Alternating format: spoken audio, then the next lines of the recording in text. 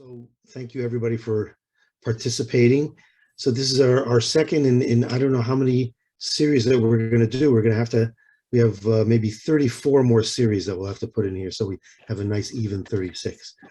But Professor Joseph Rosenstein came to us beforehand where he gave us an explanation about what were his motivations to put together both the Siddur and Machzor that we use. Again, it was a very, very interesting discussion. And so he told us about how he was at the time just about finishing to put together his writings on Pirkei Avot. So we tried to put that together schedule-wise. And I love the title. It starts off Reflections of Pirkei Avot. First of all, it says in brackets, Ethics of the Fathers. And we'll talk about that later if he doesn't talk about it, but it's in brackets, and there's a reason for that. And of course, what makes it just wonderful is the subtitle is not just what my Rebbe taught me. And as we all know, because again, we've interacted with him before, he's a distinguished professor emeritus of mathematics, Rutgers University. And I think without further ado, I'm going to just pass it over. And then Dr. Rosenstein is going to talk for a while, and then we'll have some discussion. And then again, please participate with questions, comments, and so on and so forth. We have a good hour here. Professor. Thank you. Okay, so thank you for inviting me again, and thank you for coming. Hundreds of books have been written about Pirkei Avot, literally hundreds in English, and many, many more in Hebrew because it's been written about for centuries. And you might be wondering how my book is different from all of its predecessors. As we recently sang, Manishtana HaSefer Hazeh Mikol HaSfarim. How is this book different from all the other books? So I will answer that question momentarily, but I first want to start by placing Pirkei Avot in context. I won't talk about the title the way that Erwin suggested, but I'll certainly be willing to respond to that as a question afterwards. Avot, not Pirkei Avot, Avot is a small section of the Mishnah. The Mishnah was compiled in around the year 200 by Rabbi Yehuda Hanassi, based on initial work done by Rabbi Akiva and Rabbi Meir and others of Rabbi Yehuda Hanassi's predecessors in the previous generations. The Mishnah has 6 sections. Again, as we sing at the Seder, Echad Mayodea, who knows one? The answer to who knows 6 is 6 are the books of the Mishnah. So the Mishnah has 6 books, and these are divided into about 75 parts. One of those 75 parts of those 6 books is called Avot. The focus of the Mishnah in general is on halacha. Halacha means regulations for the new version of Judaism that was created by Rabbi Yochanan ben Zakkai and his followers after the destruction of the temple in the year 70 of the Common Era. Avot is the only portion of the Mishnah that has no halacha at all, no regulations, no rules at all. Instead, it contains, as is obvious, ethical teachings. It has advice to judges and would-be judges. It has advice to Torah scholars and would-be Torah scholars. And it has aphorisms which are addressed to the general population. The teachers in Avot span a period of about 500 years, from about 300 before the Common Era, which is approximately the time of the Greek Empire. Alexander the Great conquered all that territory in the year 332 before the Common Era, and it goes from 300 of the before the Common Era to 200 of the Common Era. So that 500-year period. There are 5 chapters in Avot, containing the teachings of almost 70 sages, presented approximately in chronological order. The later sages had to reconstruct from memory what the earlier sages had said, since they could obviously not interview them, and since probably most of what they had said was not written down. Let's fast forward from the year 200 to around the year 900. Around then, the practice began of studying one chapter of Avot on each Shabbat between Pesach and Shavuot. But Shabbat occurs 6 times between Pesach and Shavuot on a non-holiday day. So they needed a 6th chapter in order to fulfill their task. So they added a 6th chapter from somewhere else in the Talmud, and the result was Pirkei Avot. Now, I'm not sure that the name Pirkei Avot dates from that time, but certainly in the Mishnah itself, it's not called Pirkei Avot, just Avot, which literally means fathers, but that's not what it means, even though it literally means fathers. But after 900 or so, it was called Pirkei Avot.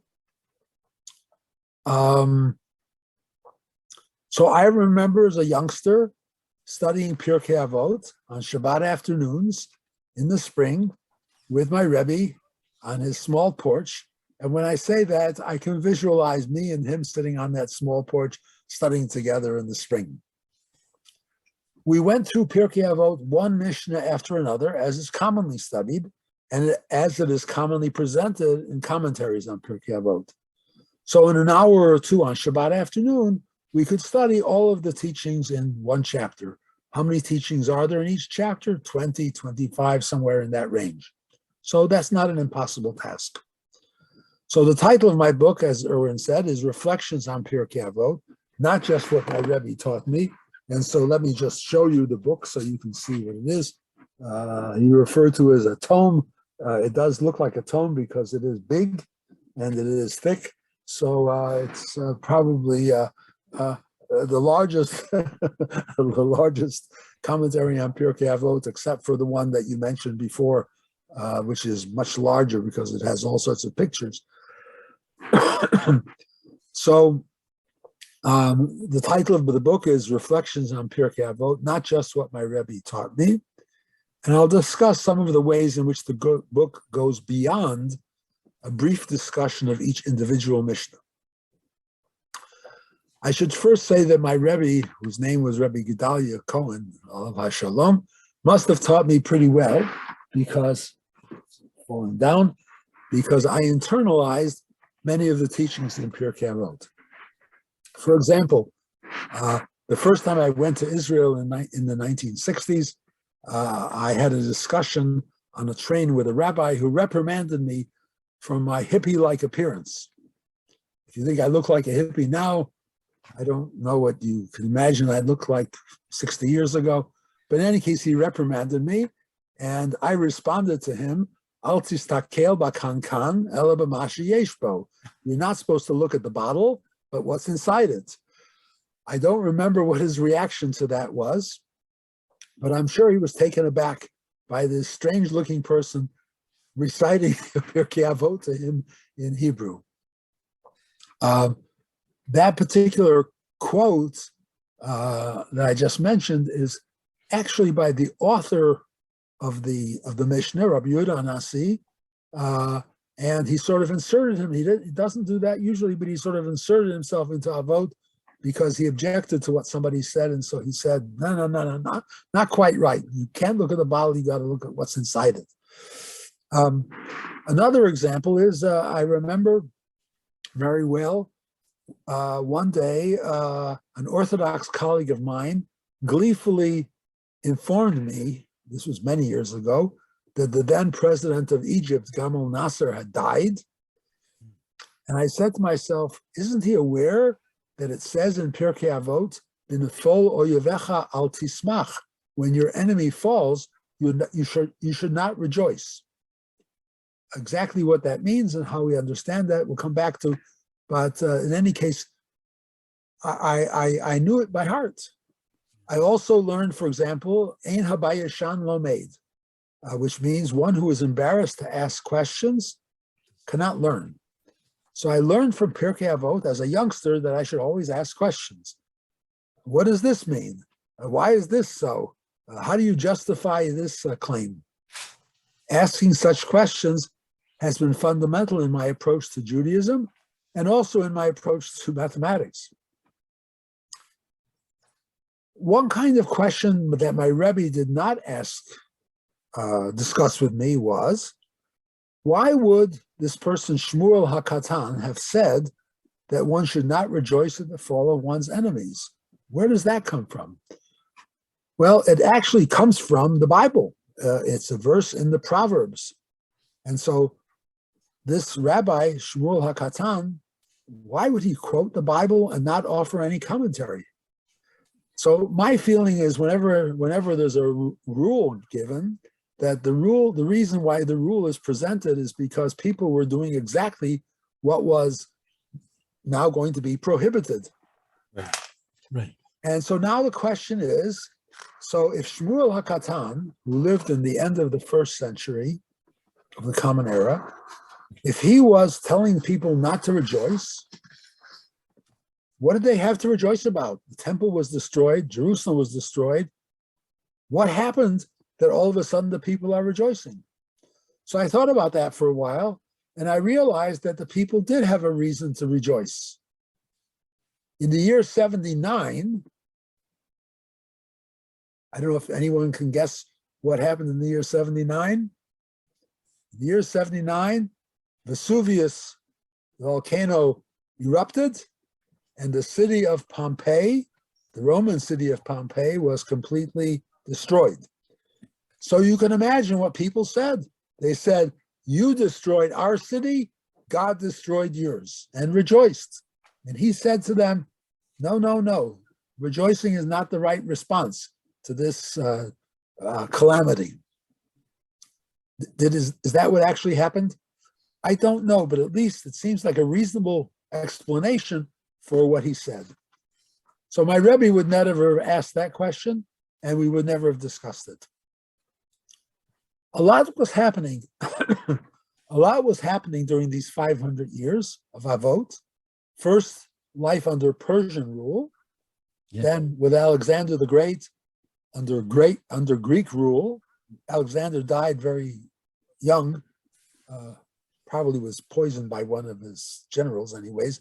But so the rule passed to Seleucus, the rule of the place around Palestine at the time, passed to one of his generals whose name was Seleucus, which gave rise to the Seleucid Empire. And they continued for a period of time until eventually the Romans became the dominant power. This was the time when there were conflicts between the Pharisees and the Sadducees, between the school of Hillel and the school of Shammai. This was the time of the rise of Christianity. This was the time when there was the rebellion of the Maccabees, which was successful, and the rebellion of Bar Kokhba, which was unsuccessful. Not just unsuccessful, but tragically, devastatingly unsuccessful. In fact, I learned as I was doing research for this, that the greatest annihilation of Jews, which took place before the Holocaust, took place in the wake of the Bar Kokhba rebellion, that perhaps 2 million Jews were killed or sold into slavery at this time. What's very striking to me is that we have never had a way of commemorating that. And Hadrian is not mentioned in the company of Haman and Hitler.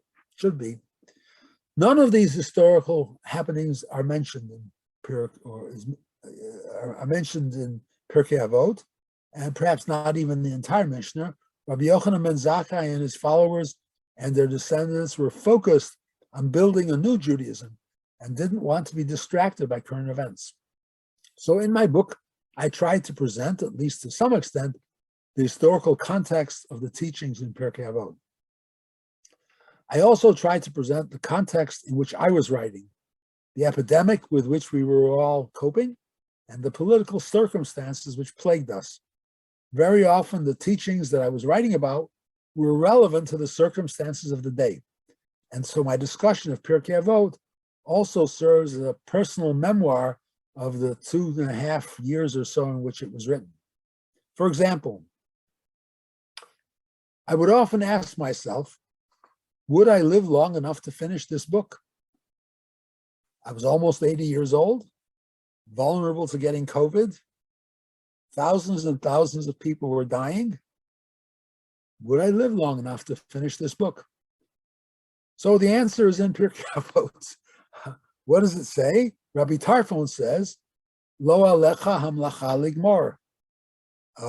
It's not your responsibility to finish the work. And he continues, Ve'ena tarashut libatel mimena. But you're not permitted to walk away from it either. So I took that as a clear answer to my question. Didn't make any difference. Would I finish the book? Would I not finish the book? What I had to do was persist and continue working on the book. So I did. One way in which my book is different is that I personalize many of the teachings in Pirkei Avot. That is, I describe what many verses have meant to me, like the verse I just mentioned.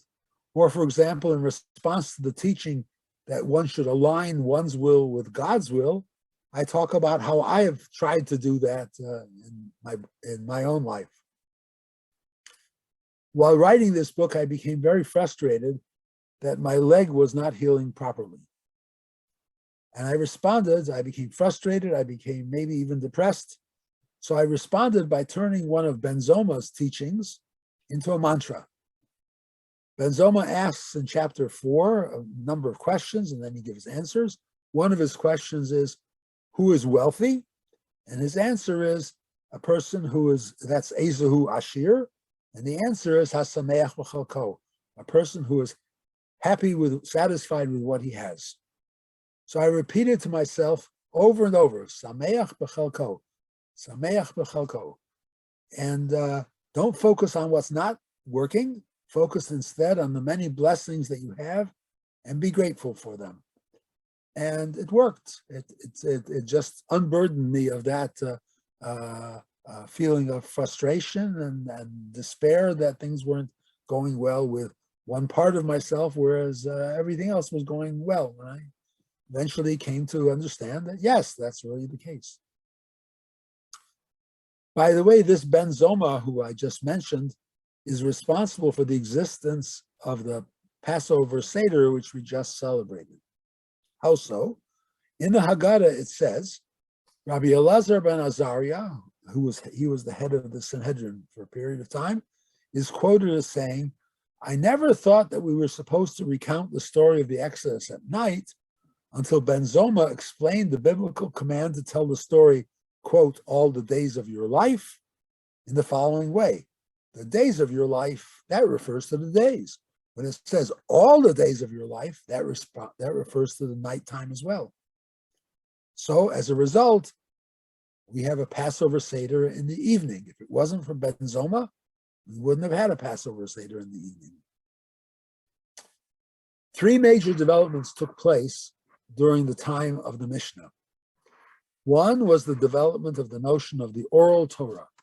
The oral Torah, Torah Sheba'al Peh, as opposed to the written Torah, Torah Shebechtav, which is the Torah that we carry around with us and that we keep in the ark, the scrolls. I'll talk more about it shortly. The second was the adoption of the belief in Olam Haba, the world to come. And the third was the rise of rabbinic scholars and scholarship. Many Mishnayot in Pirkei Avot, so each paragraph of Pirkei Avot, like each paragraph in the Mishnah, is called itself a Mishnah. And the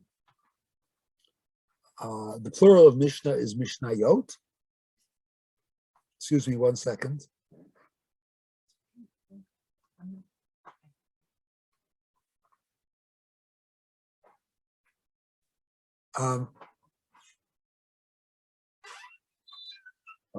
So many Mishnayot in Pirkei Avot address each of these 3 developments,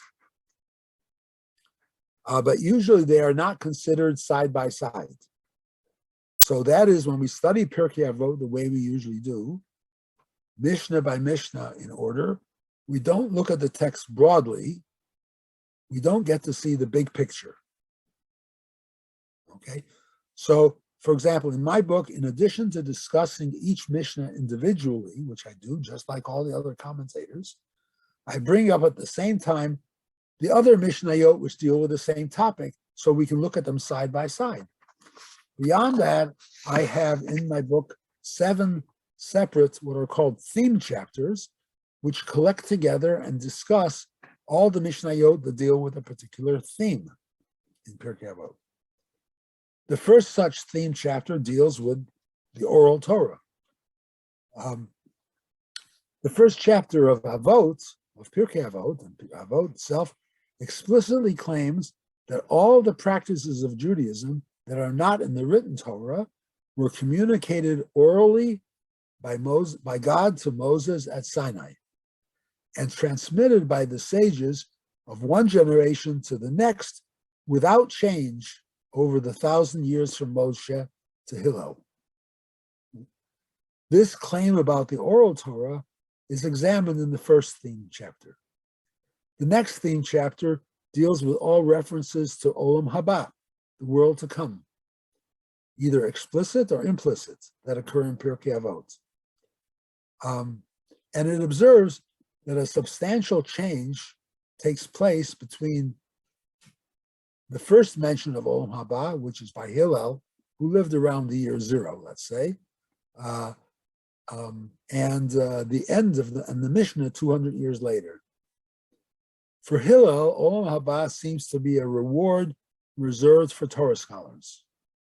But by 200 years later, it says in the Mishnah, Kol Yisrael yesh lahem chelek b'Olam Haba. Every Jew has a portion in the world to come. So clearly, over this 200-year period, the idea of who gets Olam Haba and who is it for has changed dramatically. That verse, which I just recited, that every Jew has a portion of the world to come, is now recited at the beginning of each chapter of Pirkei Avot.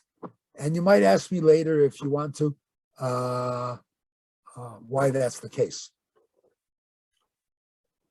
The notion of Olam Haba, the world to come, in part provides an answer to the vexing problem of the suffering of the righteous. That is, what's the answer? The reward of the righteous will come in the world to come. They don't get their reward now, they get their reward later. However, it's not clear that all of the teachers of Pirkei Avot are on board with this Olam Haba, since some still refer to this worldly approach to the problem of the suffering of the righteous as described in Psalm 92. Psalm 92 is the psalm which we recite on each Shabbos. It says, Mizmor Shir L'Yom HaShabbat. That's the 92nd Psalm. And it provides the following answer. It says, the righteous will flourish like a palm tree, grow mighty like a cedar in Lebanon, in this world. And the evildoers, they're like grass, which the wind will blow away in this world. So in the Psalms, there is a notion of what happens to the righteous and what happens to the evildoers. They get their just deserts in this world.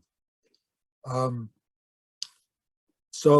in the Mishnah, but in the Avot, it introduces the idea of world to come, where the righteous will get their rewards. But not all sages are on board with that. For example, one sage, someone called Rabbi Yanai, says simply, we can't explain why the evildoers thrive and the righteous suffer. How can he say that? The party line is that the righteous complete their suffering in this world so that they will be rewarded in the next. Another theme chapter deals with rewards, which are mentioned many times in Pirkei Avot, but are not generally linked to Olam Haba. That is surprising, but it's also surprising the rewards are mentioned so frequently, since in the third Mishnah of Avot, at the very beginning, the sage Antigonos tells us very explicitly, do not be like servants who serve their master in order to get a reward, but be like servants who serve the master without any consideration of reward. That's something that, again, I learned as a child, and that was how I understood things. So for me, Olam Haba was not relevant because it didn't affect my daily activities. My daily activities were, as it were, to serve God because that's what I'm supposed to do. It appears that the advice of Antigonos was rejected because if you study, because there are so many Mishnayot dealing with rewards. If you study Pirkei Avot one Mishnah at a time, you might not notice that fully 20% of the Mishnayot in Pirkei Avot talk about rewards. And you say, how come?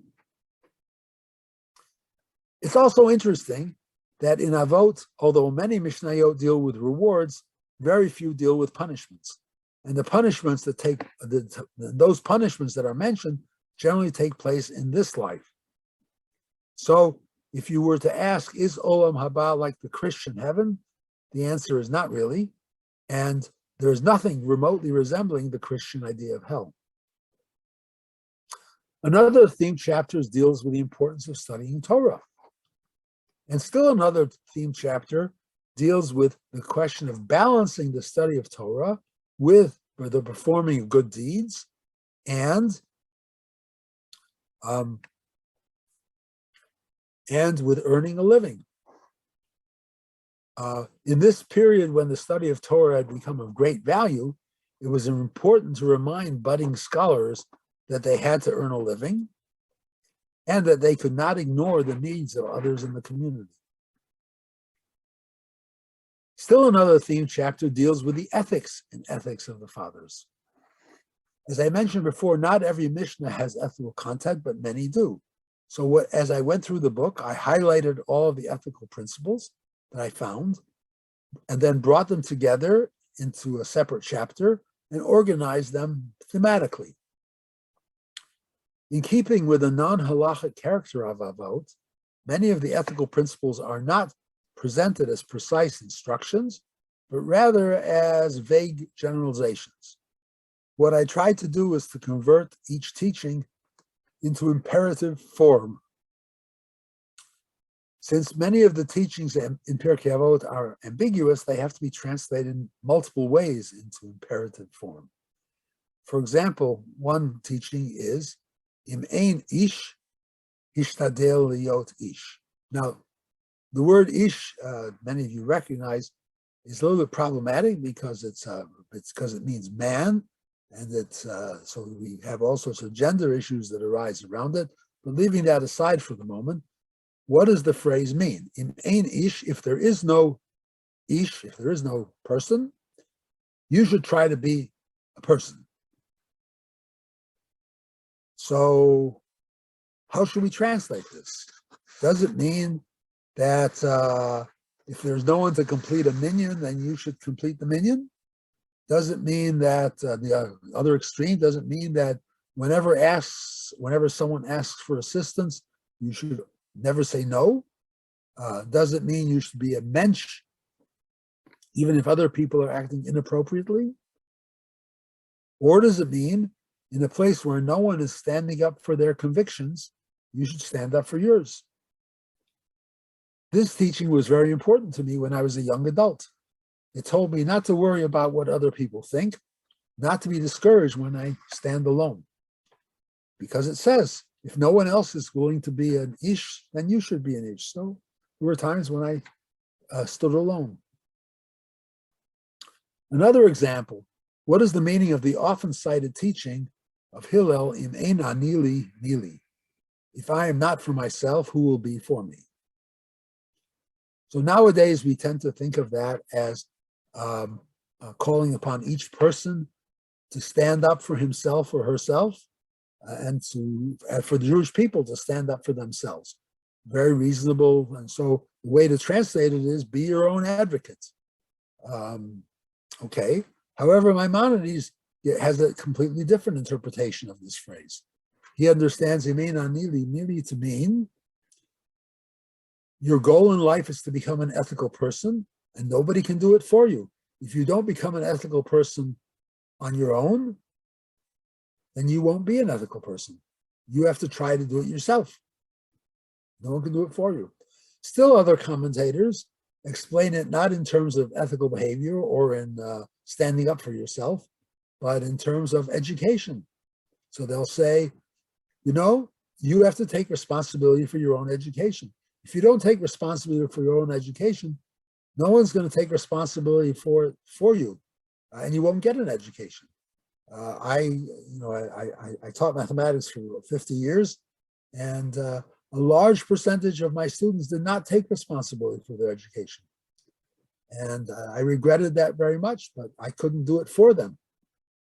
Those who came to see me, I considered as ones who took responsibility for their education.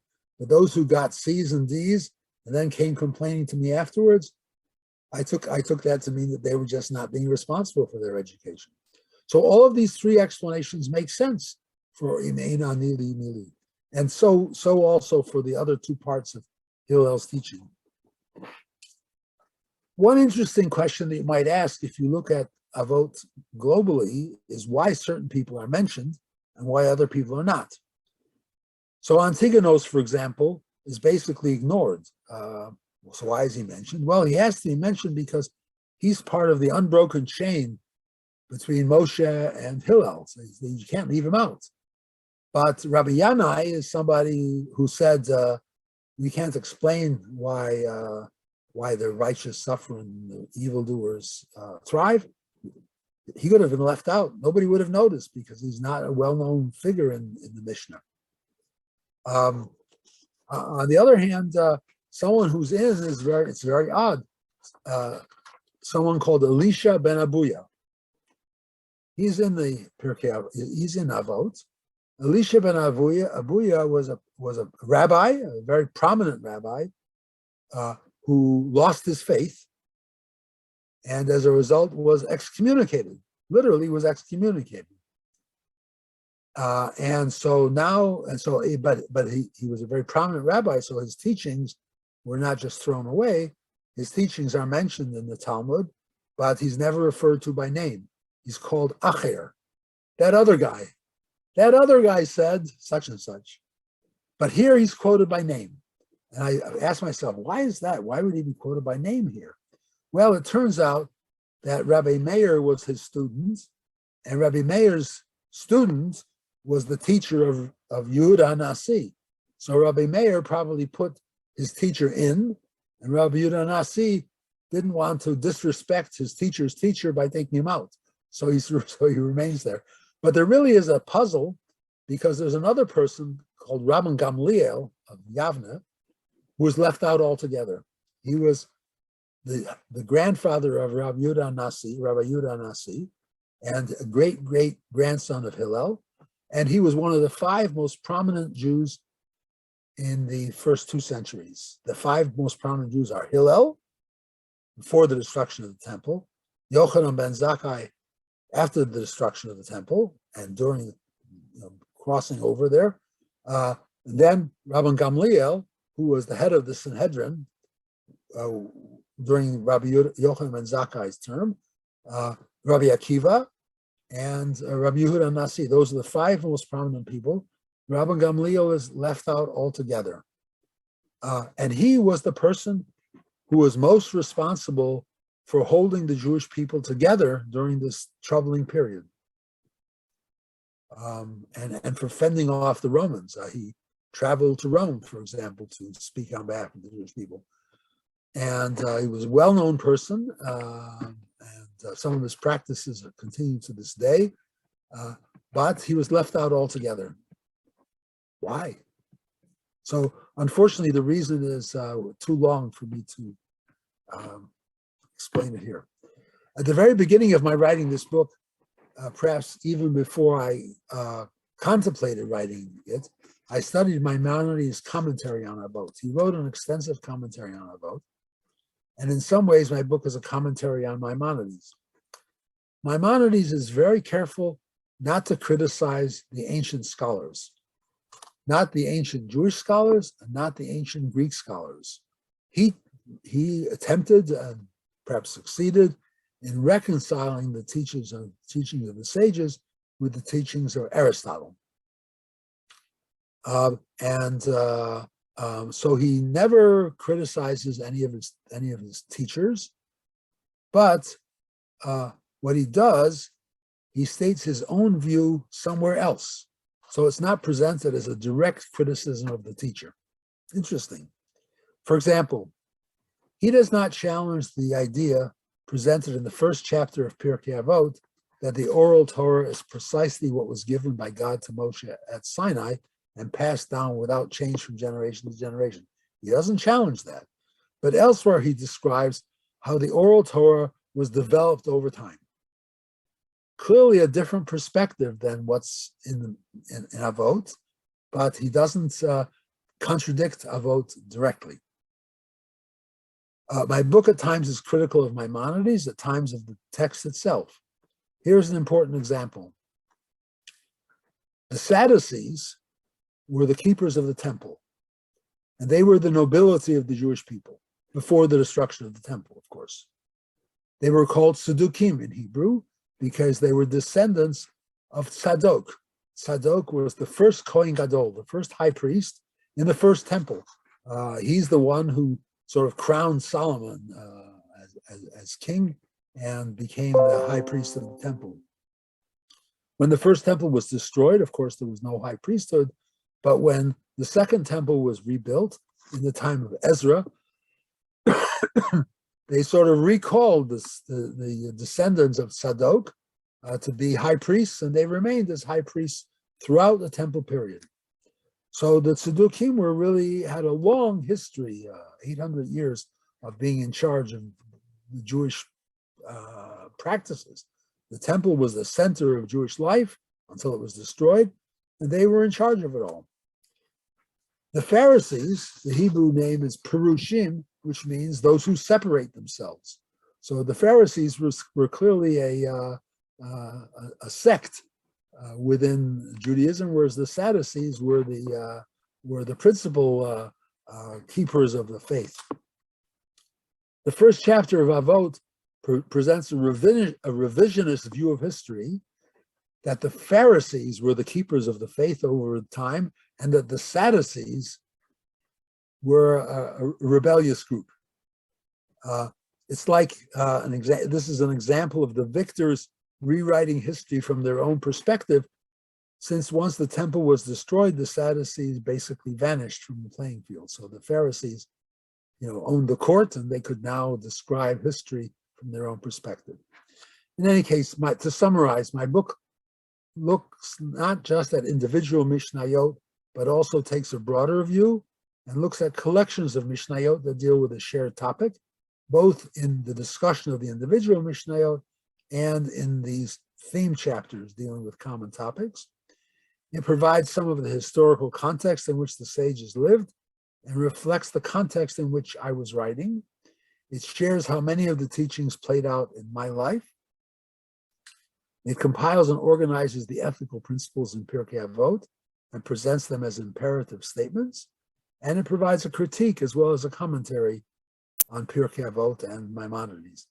It is also written in an informal conversational style so that it reads like a dialogue between me and you, the reader. So finally, one way which is different from all the other books of Pirkei Avot is that this one, in fact, was written by me. So I hope that you will take a closer look at it on my new website, which is just simply joerosenstein.com. So I'll put it in the chat in a few minutes. The website contains many other things that I've done that I've not published, and it ranges from limud, learning, to limericks. So that's it for my presentation. It's time for questions. I certainly oversimplified many things because I tried to keep it under 30 minutes. I didn't quite succeed, but you may call me on things that I didn't explain fully. So thank you very much. Wonderful. Thank you so much. Yasher koach. Yeah, Yasher koach, really wonderful. And by the way, your explanation, at least the first bunch of it, is almost part of your introduction, which is just really so informative. I want to say a couple comments about this from my point of view.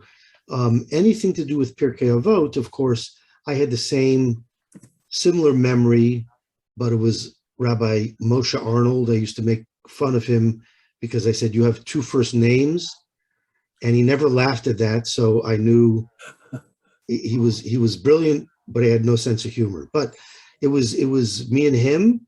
I was a young teen on his back porch. It was perfect summer reading, and it was very light in the Shabbat afternoon. And what's very interesting about Pirkei Avot is, at least the way it was portrayed to me, is that this is again the lightness of it, because of the sort of ethical aspects of it, were things that you could cleave to, especially if you were a young person. And it's very good at giving direction. Yeah. There's not that many things that we have that give what I would call ethical direction in a very straightforward way. So this is one of those things. So it was very wonderful and very, but the other thing about Pirkei Avot that I certainly remember is that the explanations were way too simple. There had to be more. And what I really, really enjoyed in what you wrote, and by the way, a tome is defined officially is, if you drop it on your foot, it'll break the foot. And I think yours may, because it's quite a bit. So, but you really explain it again in a very, let's call it colloquial way, so that it's very easy for people to understand every single aspect of it, including, as you describe at the end, where you have these themes where you basically cherry pick, if you will, different things and put them together so that they have cohesive themes. It's very, very unique in my opinion. I just want to mention to others who haven't read it, because I have the Schulz copy, which I have to give back. But it's really, this will take many summers to go through. It's extremely well organized. So it has a introduction where let's do the digression now. So you did say Pirkei Avot is really better translated chapter of fundamental principles, and yet it becomes ethics of our fathers. It's probably a very recent translation or interpretation, I should say, and it works. It works in a certain way. I love it's almost a one-line thing that you had there, where you said you finally had a colleague or someone who was a Spanish speaker, who came from sort of Spanish, and you said, so how do you say Pirkei Avot in Spanish? Maybe thinking you're going to get some hint about the meaning of it, and they said, oh, Pirkei Avot. I love that. So anyway. So just to clarify, let me just on that point, apparently the name Ethics of the Fathers was chosen by the first people to translate Pirkei Avot into English, who were Christian scholars. Yeah. And this was in the mid 19th century. Yeah. In fact, the person who did that was sort of a mentor to Solomon Schechter. Very interesting. Yeah. Okay, so it's stuck. It's stuck. Yeah. So it works in a certain way also. Yeah. So then you go into, after the introduction, audience for Avot, audience of the reader's perspective. It's wonderful. Where Pirkei Avot sort of lands in the Mishnah's canon, which you sort of gave a description here. Cast of characters, which you also gave a description. I mean, it reminds me of when you start a Shakespearean play, you have to know who the cast of characters are, right? And also who's there, who's not there. Then when you get to the Mishnayot, you have the actual Mishnah in Hebrew, the translation. And again, your translations are very helpful. Interpretation, which is personal. Historical context. You mentioned some of that here. Ethical principles. So in some cases, you go through detailed explanations about what the ethical principles are. And in some cases, which I love also, for example, ethical principle number 5, no explanation is needed. As we say in Hebrew, stam. Number 5, quote, promote peace, not discord among the people. End of story. What do you need to say about that? So you don't give any explanation because it's stam. You then talk about further history and explanations in the footnotes. The footnotes go even farther into the history and background, which really gives it a tremendous flavor. And then as you talk about the principles in the chapters, you go through the principles. You have ethical, judicial, scholarly, instructional principles. And then, if that wasn't enough, you talk about observations in that regard about the world. So these sort of musings about how it could be relative to you or any reader, really amazing.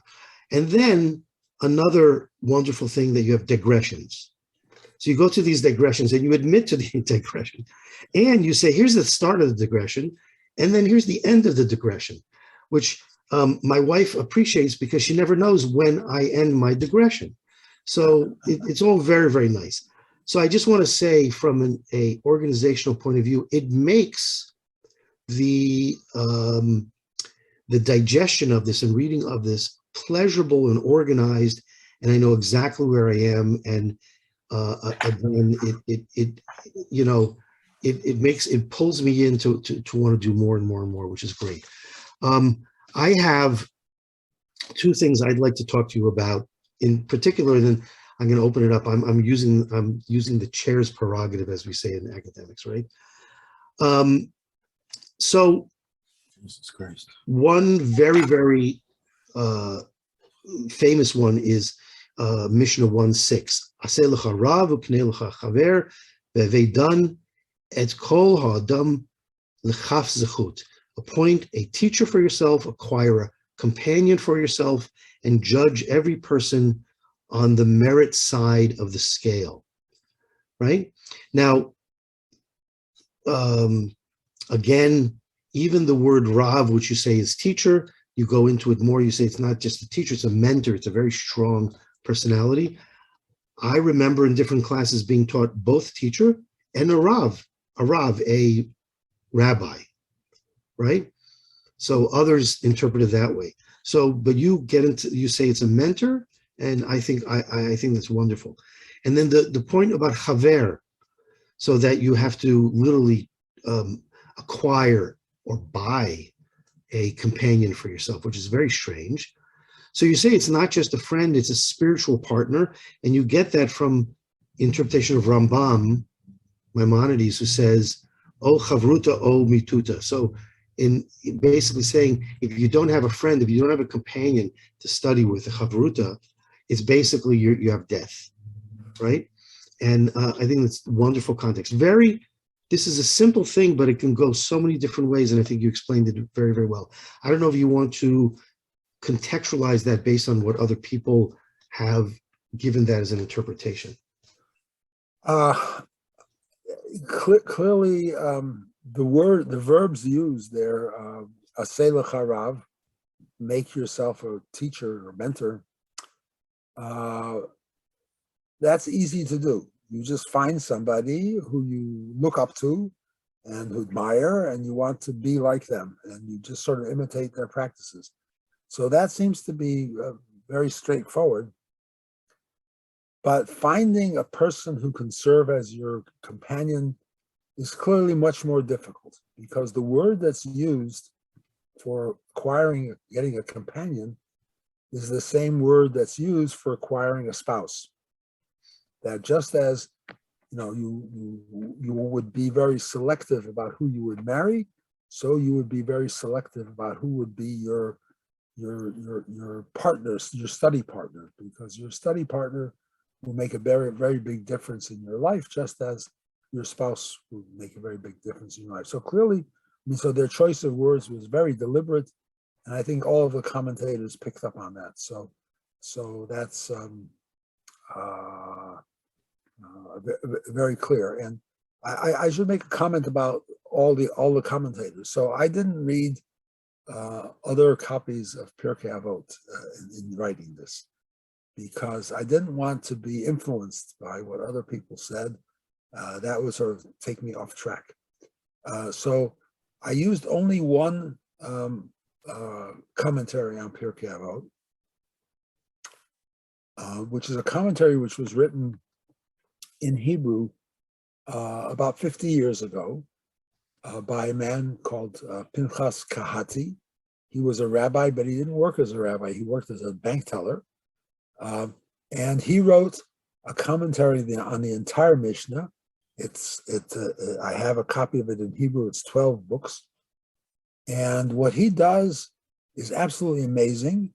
He has, in fact, read all the major commentators before, and he describes in simple Hebrew, which is a very important point, in simple Hebrew, what all the commentators have said, but all the major commentators have said before him.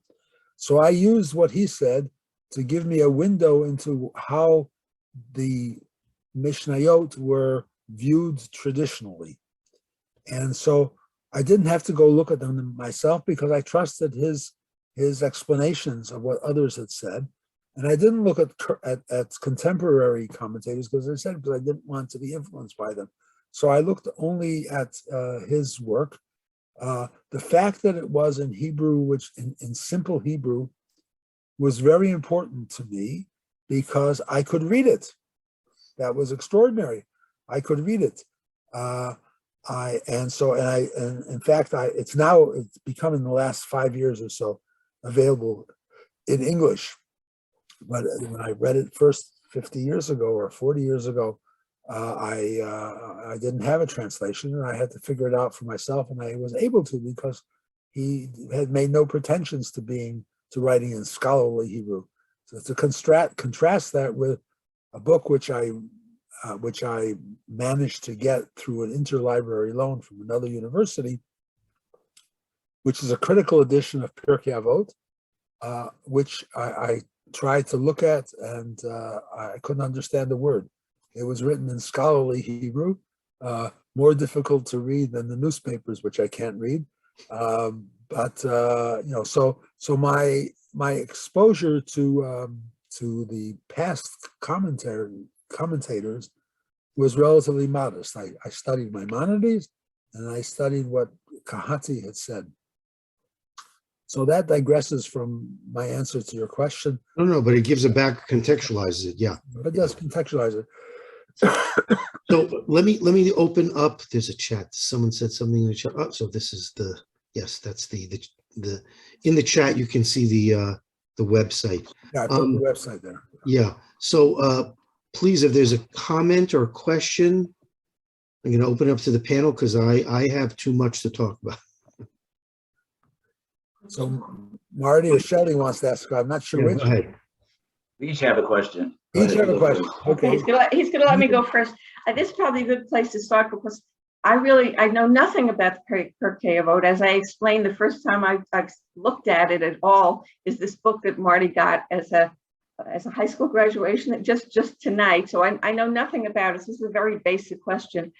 Are these sayings connected to the Torah in any way, or are they just wise sayings from wise people? Yes. So that's a very good question because it's surprising that there's almost no connection directly made to the Torah itself. So, for example, the statement in the Torah, you should love your neighbor like yourself, doesn't appear. However, what does appear is two commentaries on that statement. So, for example, that statement, love your neighbor like yourself, there's two terms that are used which are not easy to understand. So, for example, what does it mean to love your neighbor? So the word love in English, in Hebrew, just as in English, is used in a variety of different ways. One loves one's parent and one's child and one's lover and other people very differently, yet the same word is used for all of them. The same thing is true in Hebrew. The word love means many different things in many different contexts, and clearly something different is meant by each one. So when it says in the Torah, love your neighbor like yourself, what does it mean? What does it mean that you should love? And then the question then the other term that's unclear is neighbor. Who is your neighbor? Does it mean someone who is close to you geographically? Does it mean someone who's close to you family-wise? Does it mean everybody, or does it mean just your circle of friends? It's not clear, and it's used in different ways in different places in the Torah. So in fact, there are two people in Avot who deal with that, and it's not explicit. And I didn't realize it until I was writing this book that they're commenting on this. So one says, the honor of your chaver. Now, it doesn't say neighbor, it says your chaver should be as dear to you as your own, which means you shouldn't let people slander or say bad things about your chaver. which means someone who's close to you. You should have somebody else's back, so to speak. That's the way we would say it now. You should have somebody else's back in terms of their respect. You shouldn't allow other people to knock them down, so to speak. And then a few Mishnayot later, another rabbi gives a different explanation. He says that you should be sure that your chaver's financial situation is as dear to you as your own. Okay, so in other words, you should make sure that no one is cheating your chaver, just like you would make sure no one is cheating yourself.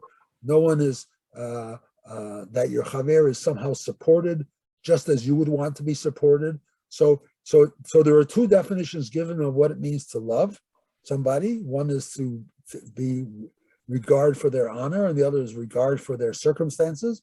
And there's a narrowing of the definition of neighbor to chaver, and so that's sort of a commentary on it. But the biblical command itself doesn't appear. It's taken for granted, so to speak. And there are many other biblical commands which are ethical in character, which are not repeated here. They sort of assume that everyone has memorized the Torah. So just as a follow-up from what you say, who decided what went in there? If it wasn't definite, if it wasn't commentary directly, from the Torah or something, who decided that these were the wise sayings? There's probably a lot of wise sayings. Yeah, it's not clear. So the person who, as I said before, is the editor-in-chief was Rabbi Yehuda Nasi, who lived around the year 200. But there are things in there which are written by his son, so it must have continued for a little while.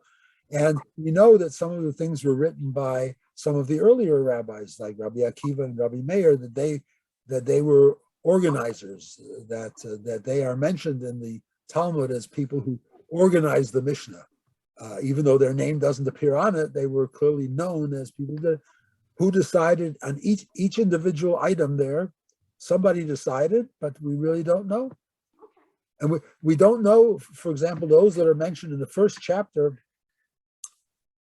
we know very little about them because they were ancient history by the time of Hillel. So it's very hard to tell, but somebody at some point put it all together, and we just have this document, and we try to look at it and figure out what it says. And there are many unanswered questions, and I mentioned them in the book. That there are many questions that are unanswered, and I just don't know why somebody would say this. Not clear, and why they would keep it in. Not clear sometimes. So I'll defer my question because I know other people might want to say, have questions, but I just made one observation. To me, it sounds like Pirkei Avot was maybe the first self-help book ever written in the history of the world.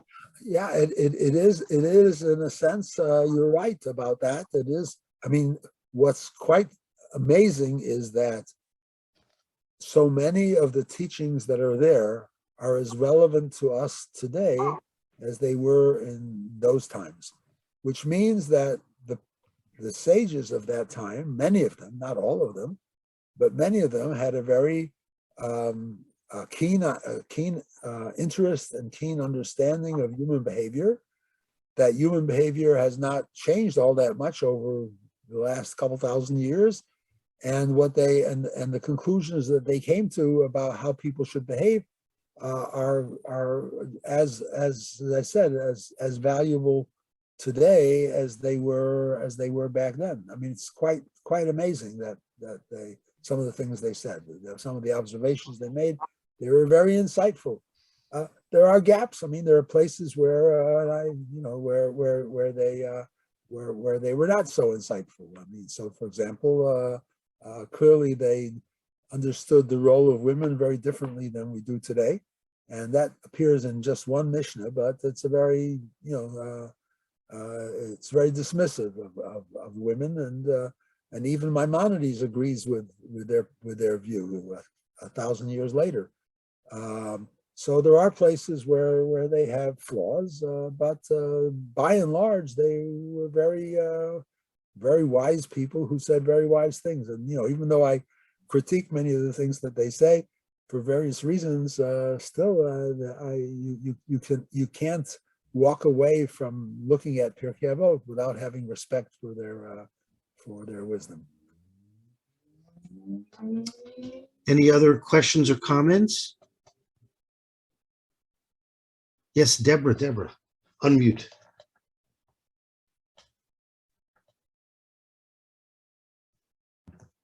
Yeah, I had a few questions. Little question.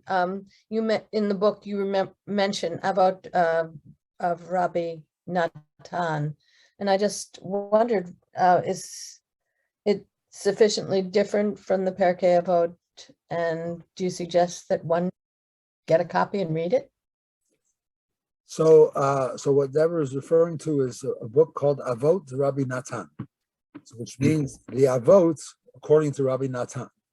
And the question is, what is that? And the answer is, nobody knows. Oh. Well, nobody knows who wrote it, whether there was, in fact, a Rabbi Natan, when he lived. We do know this was actually Salman Schechter's first major work, was the discovery and the discussion of the two versions of Avot de Rabbi Natan which existed, which are very different from one another. And in many places, Avot de Rabbi Natan, which I've actually been studying over the last couple of years, in many places it's similar to what's in Avot, and in some places it's different. And it presents things in a different way, it gives different explanations, different people who said these things. And it doesn't have the same status as Avot, perhaps because, but it quotes many things that are in Avot. So from one perspective, it looks like it was written a few hundred years afterwards. But from another perspective, it may have been a contemporary book which was relegated to the background by the authors of the Mishnah. Don't know. But it's interesting. But you can't get it anywhere. It's on Sefaria. Those of you who are familiar with Sefaria, is an online tool which has lots of Jewish writings. It's one version of Avot de Rabbi Natan is on Sefaria. The other version I don't know. I've never seen a printed copy of it. Okay. Although it does appear in some versions of Avot, they may have it as a side column or something. But it's a strange book because what I was very surprised to find one. It had two Mishnayot of Avot in a row. One was exactly the same, word for word, as it is in Avot, and the other was exactly the opposite. Okay. It was written by a Jew. Okay. Got it. I was wondering whether, besides reading the book from cover to cover, whether you had any particular preference for how to approach it. How to approach it as a reader, you mean? As a reader. So I mean, it's a big book. There's too much there to read a chapter in 2 hours on a Shabbat afternoon, because you have to think about questions that are raised. So I mean, but it reflects. I mean, where it comes from in a way is that I had a study group which met every Shabbat over a period of 2.5 or 3 years, and each Shabbat we spent an hour or an hour and a half, and we covered 3 or 4 Mishnayot, very slow paced. And so this is the kind of thing which you could study with for a long time as a companion to another book on Pirkei Avot or by yourself. And when people order copies, I advise them to read it slowly because it's not a novel. If they want to, it's a page turner in a sense because it's interesting. I think it's interesting. I read it myself and I say, "Geez, did I say that?" So it is interesting, but and it is a page turner in a sense. But it's not the kind of thing that you want to read like a novel. So you would read it slowly. Now, I've been asked this question since I've done presentations like this in other places. I've been asked the question of what I recommend, and so I would recommend having a study group which discusses it on a regular basis and goes at it at its own pace. People may read 10 pages in advance and then discuss them, read that 10 pages for next week and discuss it. So over the course of a year, you can go through all of it. And it is a slow read. That's probably a better definition of tome than than the physical definition that Irving gave. But it is a slow read because there's a lot there, and there's a lot of footnotes which I find, which are not scholarly footnotes primarily. They're primarily footnotes which enhance the text, but don't have to be read the first time around. That's the way When I first saw it, I was wondering whether you were influenced by Pale Fire, but then I realized that no, that wasn't. I don't know. I don't know what Pale Fire is. Should I? It's a novel by Vladimir Nabokov, Okay. in which the story is it's a poem, but Right. the story is all in the footnotes. I see. No, For I me. didn't know that. So, so that would be what I would recommend, is that, and it's always better. Obviously, this is something that a person can read on their own, but it's always better with such texts to read them together with a partner, with a study partner. And I know that you have a study partner, that John is your study partner on ethics, which of course this is part of, and you might continue to do this as well. Yeah. But it's doing it with a partner is the right way to do it, and actually that is mentioned in Pirkei Avot somewhere, in a very strange way, in a very strange place, somewhere in chapter 5. You didn't get. Yeah, no, I was wondering, for instance, whether you recommended reading the what do you call them? Theme chapters. The theme chapters, yeah. Yes. So one question, about organization, which Erwin didn't refer to this. I placed the theme chapters between the actual chapters of Pirkei Avot, not necessarily one between each consecutive 2 chapters of Pirkei Avot, but where they best fit. In other words, for example, the discussion of the oral Torah does come directly after the first chapter, and the discussion of the 2 theme chapters on Olam Haba, the world to come, and on rewards come after the second chapter, because much of the first and second chapter deals with those topics. So I put it in the right place. From my perspective, and my intention for doing that was so that people would read them along the way, because some people recommended that since these are all digressions in a sense, that they should all be at the end, and that's where usually an author will put what's called an excursus. But I decided I didn't want to put it at the end. I wanted to put them where I put them, because then people would at least have a chance of studying them where they are. I have one final question. What is your next book? I don't know. I have there were actually 2 books that I was writing before this, which I didn't finish because I got involved in this. One was on the theology of my Siddur and my Machzor, because I do talk about theology in the commentaries on the Siddur and the Machzor, which you've seen, because you use that in the synagogue there. And another one was on the Psalms in the liturgy. So that would be, both of those I got along pretty well, pretty far in working on them, but I sort of abandoned that when I was sort of captivated by Pirkei Avot. So I didn't intend to write a book on Pirkei Avot. We just had a study group, but that study group and my other studies of things related to Pirkei Avot sort of just took me over, and the book is not finished with me yet. I may have finished the book, but the book is not finished with me. It wants me to do more things. So I also have a math book which I need to attend to.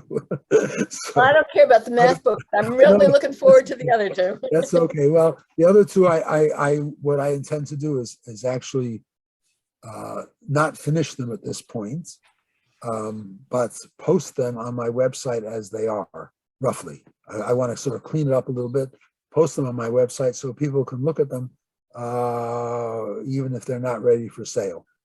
So that, the bottom line is that, I'm 81 and I have no idea how long I'm going to live, how long I'm going to be able to keep up doing this kind of work. And rather than having it just sit in the drawer somewhere, I may as well put a draft up, even if it's not complete. So you may get your wish sooner than later. I don't know. Thank you very much. You're very welcome. John, you had a question, yes, or a comment? Yes, thank you, Professor Rosenstein. I wanted to thank you so much for such an inspiring example of teaching and learning. As a fellow educator, I'm very struck and very moved by your rich recollection of and generosity in sharing your own experiences of teaching and learning. For me, my very first pass through the Avot some years ago was a recognition that it can be read in part as a manual on how to be a good colleague, how to be a good friend, a good teacher, a good learner. It has many teachings about that. And I did want to say to you from my heart that your Avot and your generosity in taking time to talk about it exemplifies these understandings of teaching and learning that come to us from Mishnah. So thank you so much for that. Thank you. Thank you very much. Okay, well, don't thank me yet, because I have a substantive question. Okay, and it's go ahead. Okay, if I could, I've noted with great interest that one of the key topics that you have focused your pilpul and your reflection on has to do with matters of this world, olam haba, olam hazeh, this world, and the world that is always coming into being.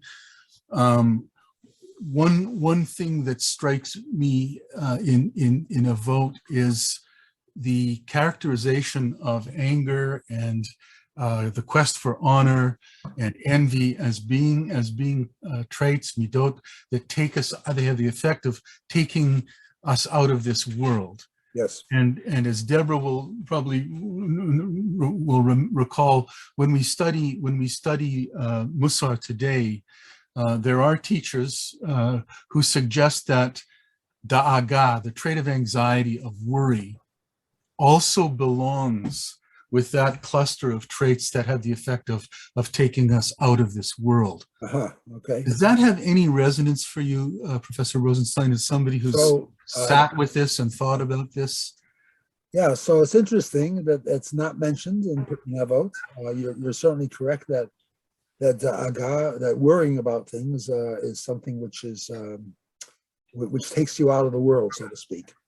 But that's not mentioned explicitly in Pirkei Avot, except in one place that I can think of where the word actually is used.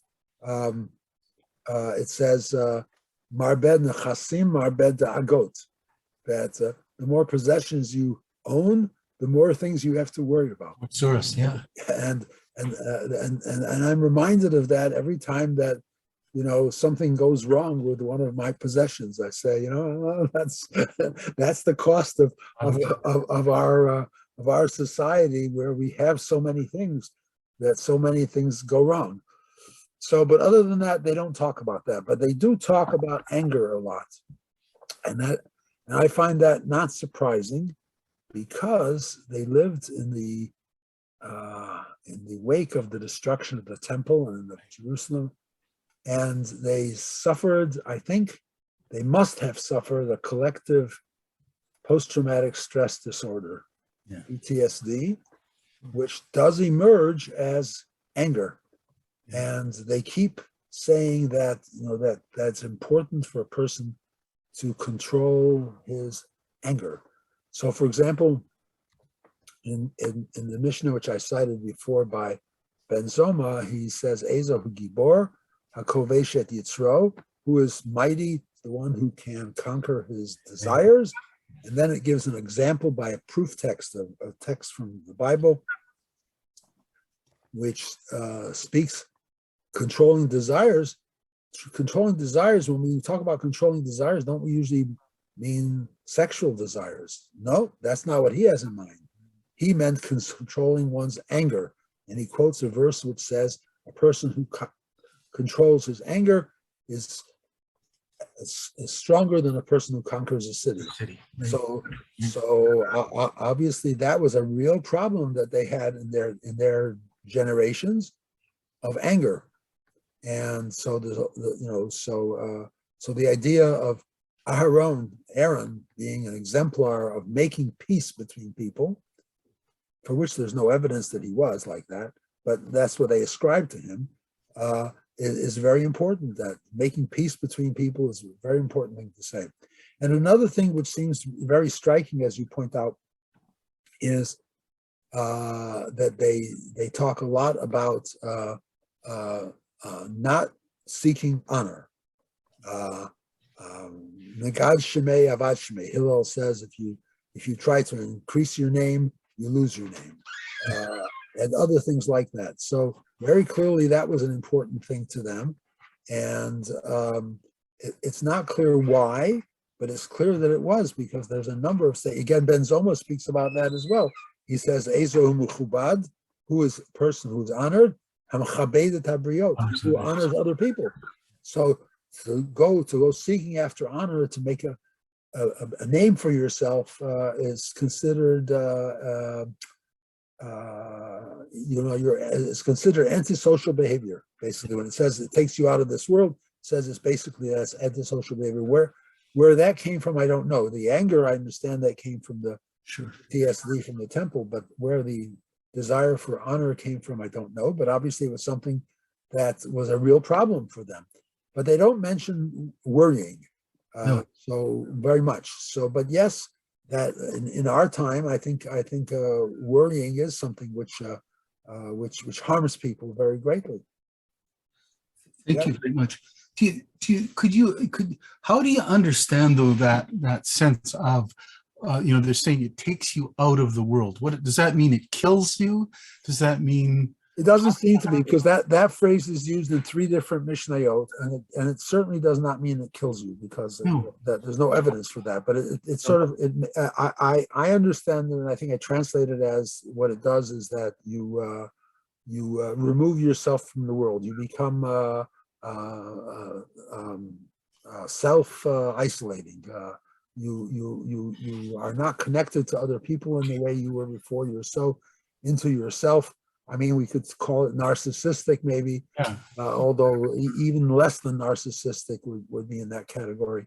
But I think that's how that phrase is used. That doesn't mean takes you out of the world in the sense you're dying or anything like that.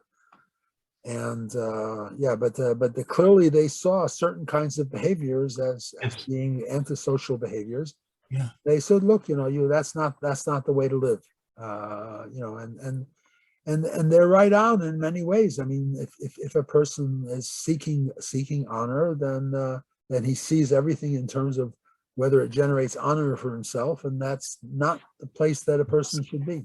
No. I mean, obviously, we're all pleased to be respected by other people, but making that the dominant part of our lives to gain respect, you lose it that way.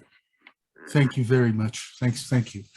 So it's interesting, if I can make a comment in that context, because why would the rabbis want to codify all these things, especially even reach back to the time of sayings of Hillel and so on, to put these things together? If everyone was walking around in perfect Zen-like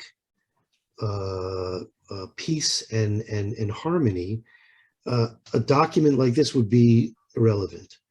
And very much, I think they saw themselves as at least, if not the arbiters, but the inheritors of a tradition which, they didn't have an army, they didn't have force, they didn't have other things, which maybe others would have been murmuring, we should attack those Romans, we should do this, we should revolt, or, a lot of the things we hear today, for example.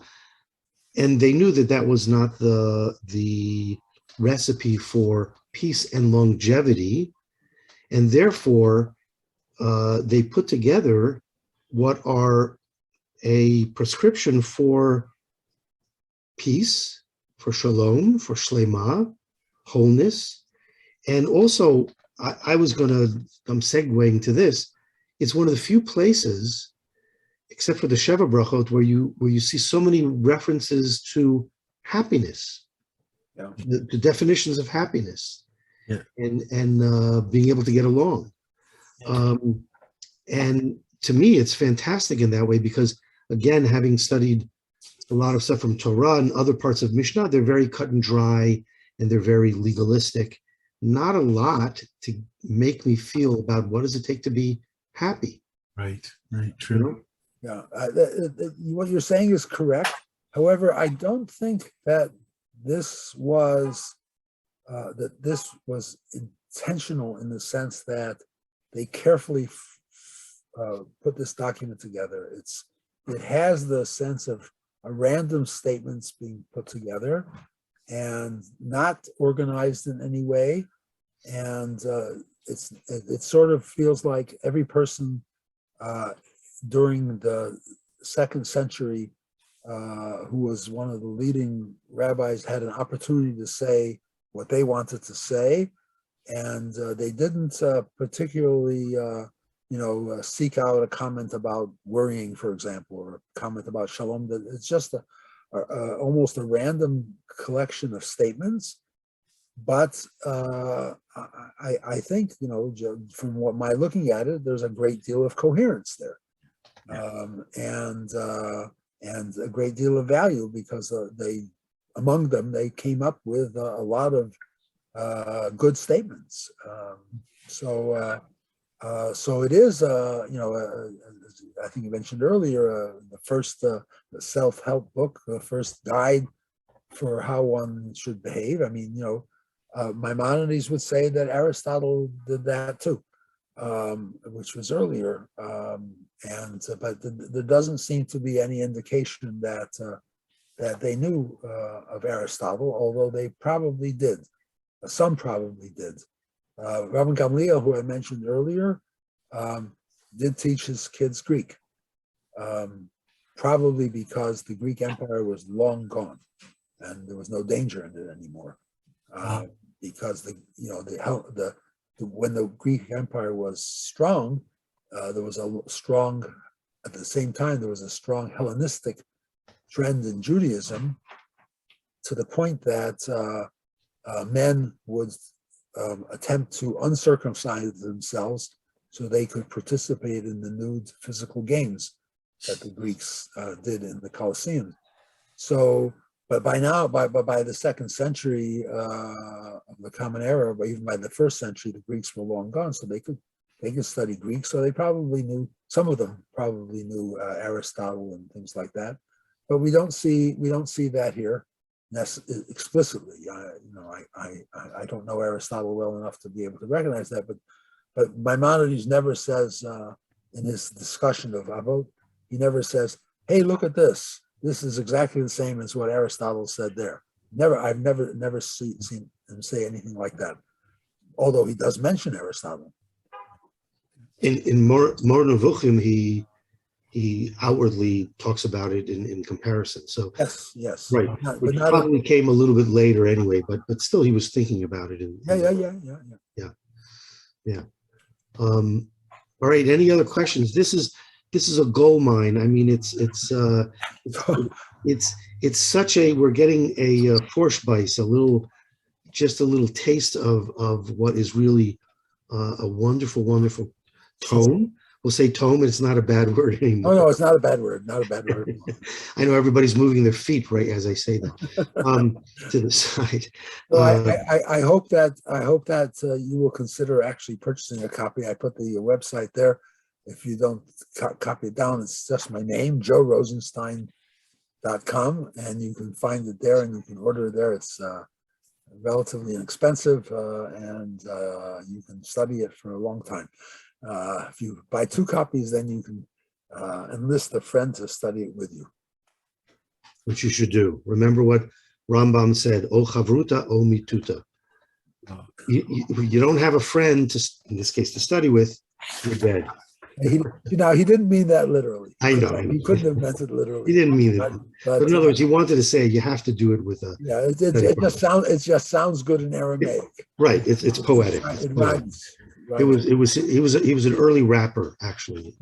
No, that's very interesting. You say that because all the Mishnayot in Avot are in Hebrew, with the exception of 3 or so, all of which are due to Hillel, because Hillel was from Babylonia and he came to Jerusalem, and he does say things in Aramaic, and they do sound like rap advice.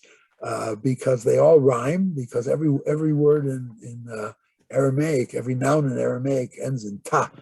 Right. So it's chavruta, mituta, every word ends in ta, and he apparently and there are fewer words, so it sounds very, it has a very good sound to it. So he says things in Aramaic. Interesting. Okay, so thank you all very much. Thank you very much for sharing. So thank you again. While it's fresh in your mind, please go to the website and get it.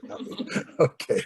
Okay. Thank you. Yes. Thank you, Professor Rosenstein. Thank you so Wonderful. much. Thank you very much. Lovely evening. Thank you. Thank you very much. Thank you. Okay, good night. Be well. Sei gesund. Bye. Bye.